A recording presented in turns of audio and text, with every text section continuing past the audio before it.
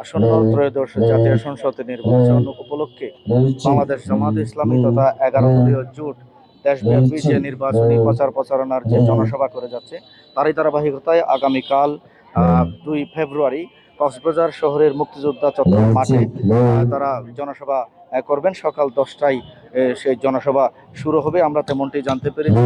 এবং আগামীকাল বাংলাদেশের জামাতের আমির ডাক্তার শফিকুর রহমান সকাল 10টা 30 মিনিটেই উনি সভা মঞ্চে পৌঁছাবেন, তেমনটি আমরা জানতে পেরেছি।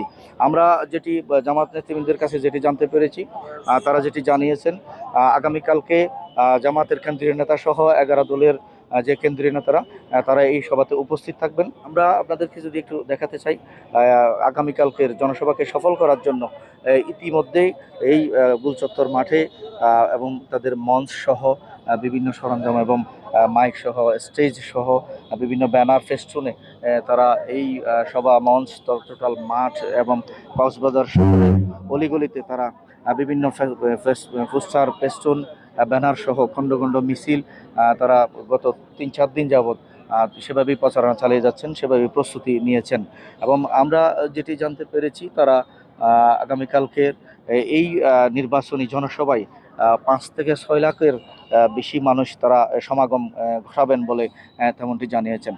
এই কালকের জনসভার বিষয়ে কক্সবাজার জামায়াতে ইসলামের শহর সেক্রেটারি শাকিল সাহেবের কাছে জানবো, আপনাদের যে কালকের যে জনসভা, সেই জনসভার প্রস্তুতি এবং আপনাদের যে জনসমুদ্রে যে পরিণত হচ্ছে বিভিন্ন জায়গায় ধারাবাহিকতা অব্যাহত থাকবে কিনা?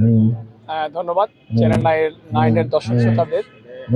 ইনশাল্লাহ আমরা মনে করছি জুলাই বিপ্লবের পরে বাংলাদেশের বুকে নতুন যে পরিবর্তিত বাংলাদেশ, সেখানে বাংলাদেশ জামাত ইসলামের পক্ষে যে গণজোয়ার সৃষ্টি হয়েছে, সেই জোয়ারের ধারাবাহিকতায় আগামী 12 ফেব্রুয়ারি নির্বাচনকে সামনে রেখে আমাদের আমিরে জামাতের কক্সবাজার সফর এবং আগামীকাল 2 ফেব্রুয়ারি বিশাল জনসভা জনসমুদ্রে পরিণত হবে বলে আমরা আশা করছি।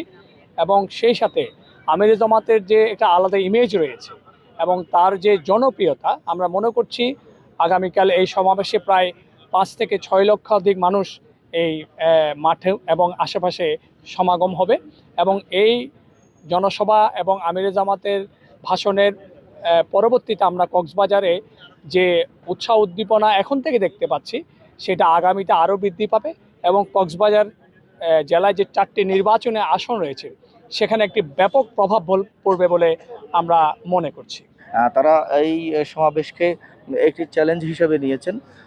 সেই চ্যালেঞ্জটি হচ্ছে কক্সবাজারের যে এই জনসভা, এই জনসভাকে সফল করার জন্য তারা ব্যাপক প্রস্তুতি নিয়েছেন।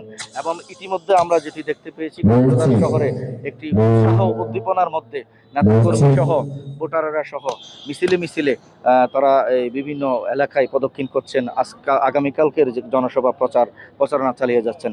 এবং আগামীকালকে সকাল 10টায় এখানে বিশাল জনসমাগম হবে এবং এই নির্বাচনী জনসভা থেকেই জাতীয় নেতারা কক্সবাজারের উন্নয়নের বিভিন্ন ঘোষণা তারা দিবেন, তেমনটি স্থানীয়রা এবং নেতাকর্মীরা প্রত্যাশা করছেন।